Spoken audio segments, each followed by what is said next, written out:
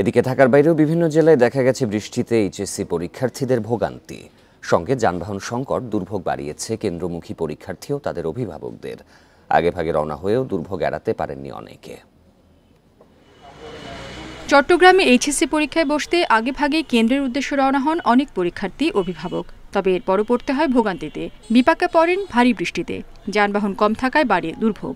বৃষ্টি এক আর রাস্তায় জ্যাম দুই, সব মিলিয়ে আমি নিজে খুব হাঁপাই গেছি। এখন আমার মেয়ে কিভাবে হাঁপাইছে সেটা আল্লাহ বসে। এখন খুব ভিজে গেছে সবাই, এই ভিজে অবস্থায় 3 ঘন্টা পরীক্ষা দিবে। বৃষ্টি যানজটের ভোগান্তি দেখা গেছে বগুড়ার পরীক্ষার্থীদেরও। প্রথম পরীক্ষাও আকাশ মেঘলা থাকায় রাজশাহীতে সকাল 8টার পর থেকেই কেন্দ্রের সামনে জড়ো হন শিক্ষার্থীরা। নির্বাচন ফেস করছি আমরা অনেক কিছু, এই জন্য সময়টা একটু কম পাইছি। মোটামুটি ভালো, তবে একটু টেনশনে আছি। ফর্ম পূরণের টাকা দিয়েও টাঙ্গাইলের ভুয়াপুরের শমশের ফকির ডিগ্রি কলেজের 22 শিক্ষার্থী বসতে পারেননি এইচএসসি পরীক্ষায়। এজন্য কলেজ কর্তৃপক্ষের অনিয়ম ও গাফিলতিকে দুষছেন তারা।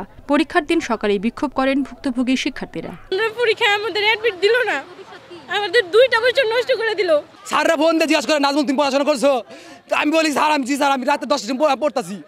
স্যাররা এত জিজ্ঞাসা করতে পারে, আমরা এতগুলো ছাত্র পরীক্ষা দিতে অ্যাডমিট করতে না, কেন জিজ্ঞাসা করেন আমাদের?